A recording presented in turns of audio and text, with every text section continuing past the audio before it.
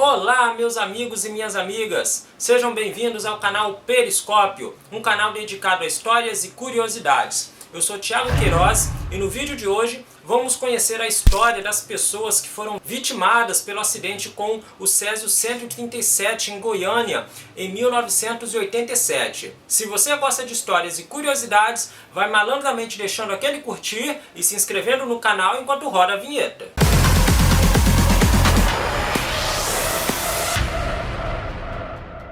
Pessoal, em 1987, o mundo inteiro ainda repercutia aquele terrível acidente na usina de Chernobyl, lá na extinta União Soviética.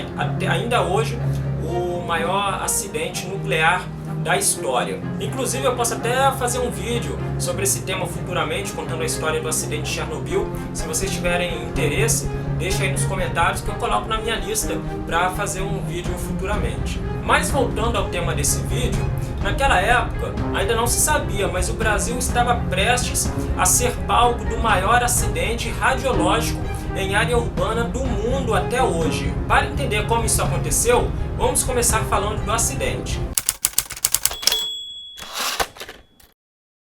Pessoal, lá em Goiânia, capital do estado de Goiás, em 1985, havia uma clínica chamada Instituto Goiano de Radioterapia. Era uma clínica que, entre outros serviços, fazia também tratamento com radioterapia. Essa clínica ficava localizada no centro de Goiânia e no ano de 1985 os donos mudaram a sede da clínica. O prédio onde ela funcionava acabou ficando abandonado. E eles deixaram ali, por um motivo até hoje não esclarecido, não se sabe se foi por negligência ou por esquecimento mesmo, um equipamento utilizado para tratamento de radioterapia. Então ficou uma máquina onde continha uma substância, havia uma cápsula dentro dessa máquina com uma substância chamada Césio 137. Então, recapitulando, a clínica mudou de endereço e o imóvel onde ela funcionava ficou abandonado com a máquina usada para fazer tratamento de radioterapia contendo Césio 137 abandonada lá dentro. Quando foi no dia 13 de setembro de 1987, dois homens chamados Wagner e Roberto invadiram um prédio buscando material que servisse para reciclagem. Eles viviam de coletar material para reciclagem, papelão, alumínio, ferro, chumbo, qualquer coisa que tivesse valor para ferro velho principalmente. E eles encontraram essa máquina que era muito pesada, tá? Depois ela foi pesada, apurou-se que ela tinha algo em torno de uns 90 ou quase 100 quilos. Então eles pegaram essa máquina sem saber que havia um elemento perigosíssimo lá dentro, com o intuito de vender por um ferro velho. Só lembrando, pessoal, que o Césio 137 é um elemento radioativo usado no tratamento de câncer através da radioterapia. Mas ele tem que ser usado naturalmente em condições médicas apropriadas. Ele não pode ser manipulado no meio ambiente e principalmente sem material adequado para isso. Mas nem o Wagner, nem o Roberto sabiam disso. Então eles pegaram essa máquina, levaram para casa de um deles e abriram ela lá. Aí dentro dessa máquina eles encontraram a cápsula, uma cápsula muito estranha para eles, que tinha um lacre, e eles romperam esse lacre e tiraram um pó dali de dentro, né? Na verdade bateram com ela e saiu um pouquinho de um pó ali, que eles não sabiam o que era, chegaram a manipular aquilo ali, mas não deram maior importância. Naquele momento eles não sabiam, mas foram as primeiras vítimas desse acidente com o Césio 137. Essa máquina ficou, junto com a cápsula contendo o Césio, ficou guardada na casa deles durante 5 dias e então eles venderam essa máquina para um homem chamado Devair Alves Ferreira, dono de um ferro velho, localizado na rua 57 no setor aeroporto, lá em Goiânia. Então eles levaram aquela máquina lá, pesaram ela, venderam e mostraram a cápsula, aquela cápsula que eles tinham encontrado com um pozinho estranho dentro, pro Devair.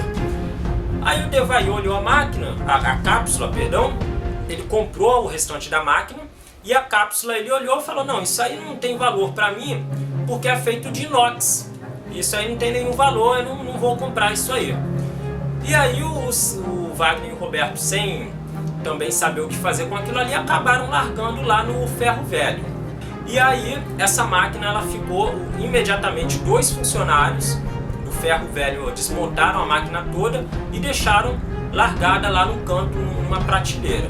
De noite, o Devair estava voltando de um bar, voltando para casa. A casa dele ficava dentro do terreno onde funcionava o ferro velho, e quando ele entrou no terreno do ferro velho, ele viu um brilho muito estranho, azul, na parede, projetado sobre a parede, que chamou muito a atenção dele. Aí ele foi averiguar do que se tratava, e ele percebeu que aquele brilho estava saindo da cápsula que o Wagner e o Roberto haviam abandonado lá no ferro velho dele. Ele não sabia naquele momento, mas esse brilho era provocado pelo Césio 137, porque essas substâncias radioativas, no escuro, elas emitem, na verdade, uma luz, uma luminescência até, eu diria, até bonita, se não fosse mortal. Mas naquele momento o Devair não sabia de nada disso, e ele viu aquele brilho projetado por aquele pó, e imediatamente começou a mexer na cápsula, a bater nela para ver de onde vinha aquela luz. Ele via o pó caindo e viu que aquela luz era emitida por aquele pó, e ele mexia com aquilo, pegava. Imediatamente ele pegou aquilo ali, levou para casa dele e mostrou para a esposa dele. Ficou maravilhado com aquilo ali. E isso virou uma atração turística na casa do Devair. Nos dias seguintes, todo parente que ia lá, todo vizinho que visitava a casa dele, ele mostrava aquele pó, inclusive até chamava as pessoas para ir lá ver aquele pó que emitia aquele brilho mágico que tanto impressionava ele. E muitas pessoas pegavam e levavam para casa. E uma das pessoas que visitou o Devair e teve contato com o Césio nesse período foi o Ivo Ferreira. Ele era irmão do Devair.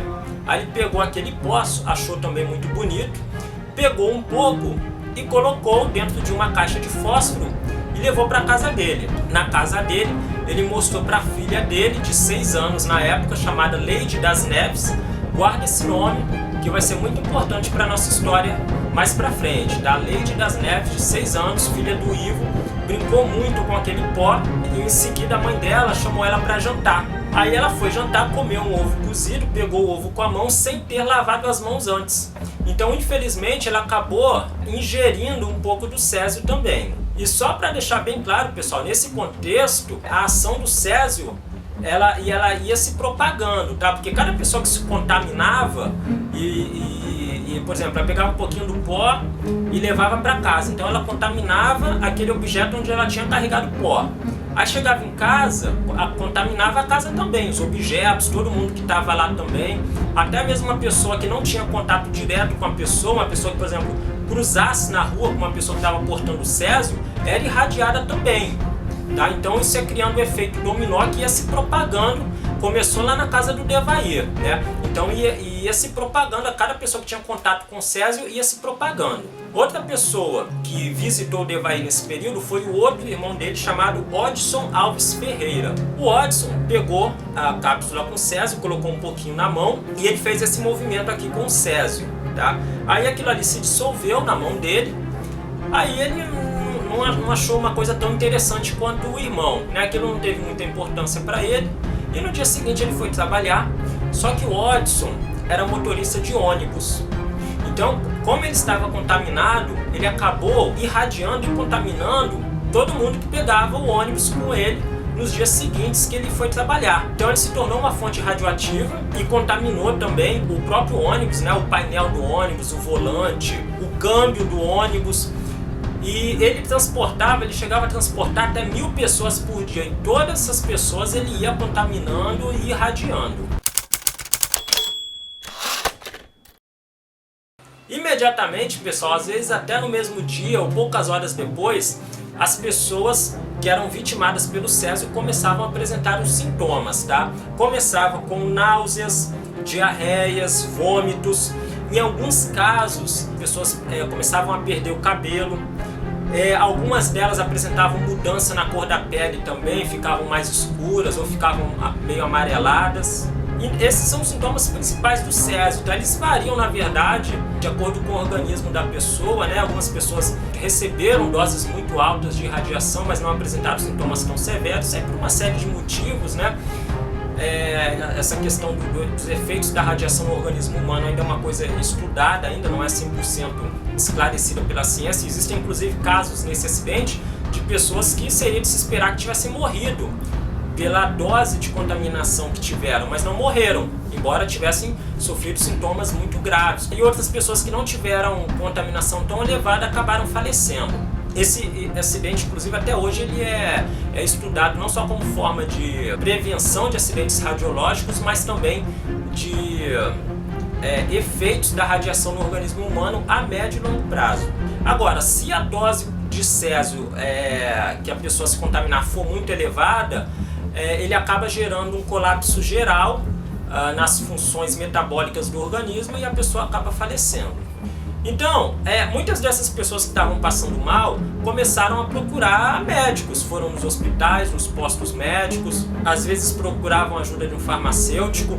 A princípio, o que os médicos acreditaram que estava acontecendo era alguma intoxicação alimentar, porque muita gente passando mal no mesmo período, eles acreditaram que devia ser algum alimento ali comercializado na região que todos eles consumiram, que estava provocando uma intoxicação alimentar em todos eles. E essas pessoas, lembrando que todo mundo que elas tinham contato ia contaminando. Então ia no médico, por exemplo, acabava contaminando o médico, o consultório, ou então ia numa farmácia comprar um remédio. Na hora que pegava o dinheiro, contaminava o dinheiro, porque a mão estava contaminada. Aí o farmacêutico pegava aquele dinheiro também contaminado, ele se contaminava também. Então ele tocava uma pessoa depois e contaminava essa pessoa. Então ia criando um verdadeiro efeito dominó. Então, pessoal, o problema começou a ser identificado realmente quando a esposa do dono do ferro velho, a esposa do Devair, a Maria Gabriela Ferreira, ela desconfiou que possivelmente aquela cápsula que o Devair tinha levado para dentro de casa estava fazendo mal às pessoas, porque todo o problema começou depois que eles acharam aquela cápsula. Então, o que ela fez? Ela pegou a cápsula junto com um funcionário do ferro velho e pegou um ônibus com aquela cápsula, contaminando também o ônibus, todo mundo que estava dentro do ônibus. Isso ela não sabia naturalmente naquele momento, né? E levou essa cápsula para a vigilância sanitária. Mostrou lá para um funcionário da vigilância sanitária e falou: olha, tá todo mundo passando mal lá em casa e começou o problema depois que esse troço chegou aí. Eu acho que é isso aqui que tá fazendo mal às pessoas. Aí o funcionário olhou e falou: ah, tá bom, a gente vai dar uma olhada, deixa ela aí. Aí dispensou a mulher. Eles pegaram a cápsula e colocaram em cima de uma cadeira num pátio da vigilância sanitária. A cápsula ficou largada ali durante 2 dias e os funcionários ali da vigilância sanitária tiveram curiosidade de mexer na cápsula, olhar também, e naturalmente todos se contaminaram. E até que um médico desconfiado que talvez pudesse haver algum elemento radioativo ali, chamou um físico nuclear da CNEN, a Comissão Nacional de Energia Nuclear, para fazer uma medição naquele material, porque na vigilância sanitária não tinha nenhum contador Geiger ou um equipamento similar para você detectar a radioatividade, né? Então chamou um profissional para trazer esse equipamento e fazer uma medição nele. E isso foi feito, tá? Esse físico foi lá com o contador Geiger, mediu a radioatividade ali no aparelho e viu que não só tinha radioatividade, como uma bomba de césio-137, e aquilo ali não podia estar largado daquele jeito em hipótese alguma.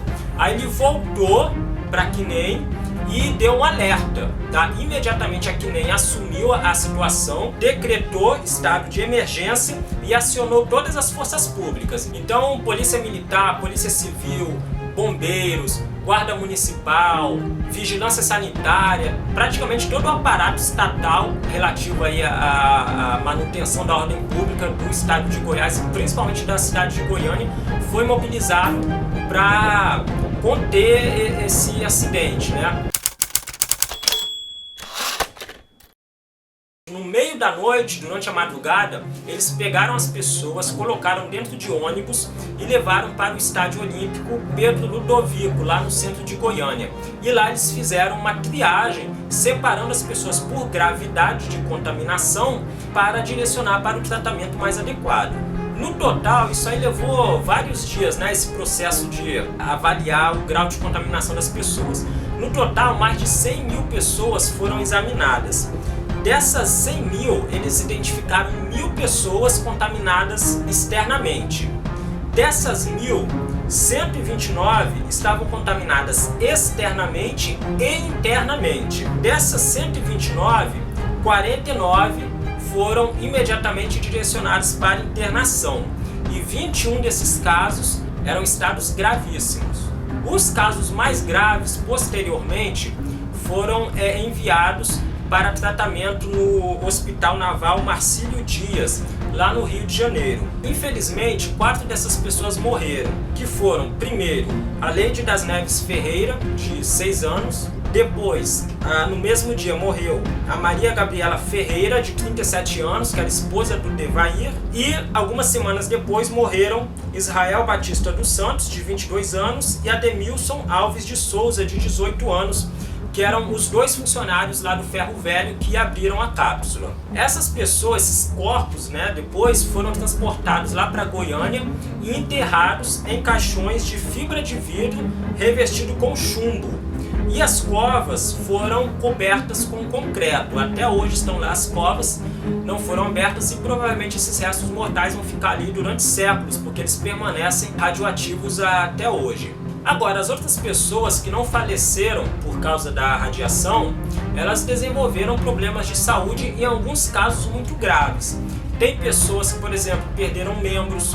Um dos rapazes que pegou a cápsula lá na clínica, ele perdeu o antebraço. O motorista de ônibus, o Odson, irmão do Devair, nisso que, como eu falei anteriormente, né, ele esfregou o césio assim na mão, ele perdeu o indicador da mão direita. E fora outros problemas de saúde, pressão alta, câncer, tumores. E além dessas pessoas que foram contaminadas ao manipular o césio, até ser descoberto o que tinha acontecido, muitas pessoas que trabalharam também na contenção do acidente também se contaminaram, por exemplo, policiais militares. Por quê? A princípio, as autoridades não divulgaram muito claramente o que estava acontecendo. Então, nos primeiros dias da verdadeira operação de guerra ali para conter o material, as autoridades falaram que estava havendo um vazamento de gás.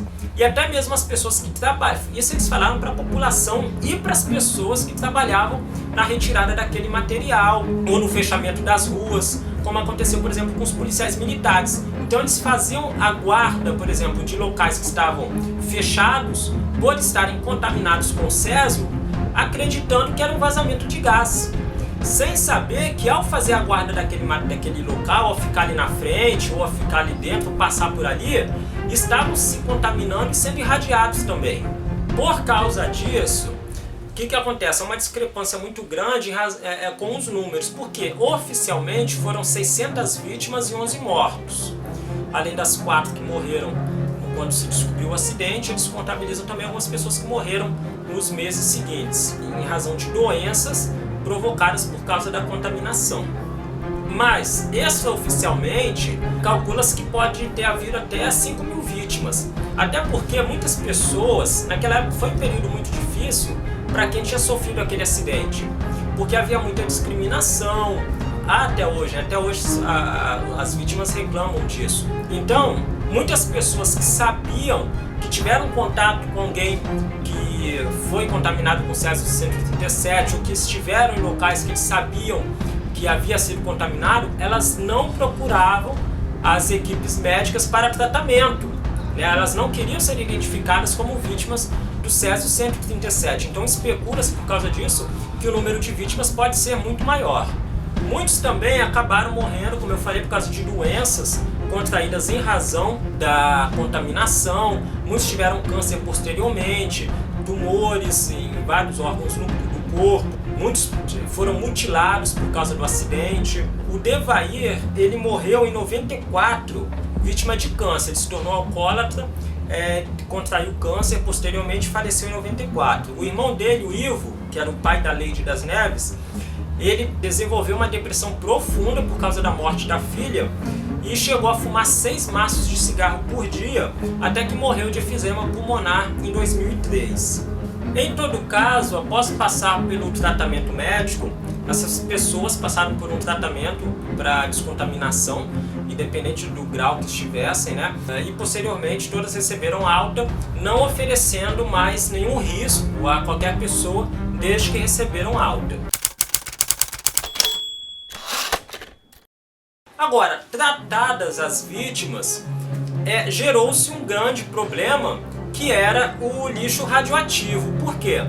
Infelizmente não existe nenhuma máquina ou material que você pode chegar no objeto que está contaminado e passar ali e cessar a contaminação ou a radiação.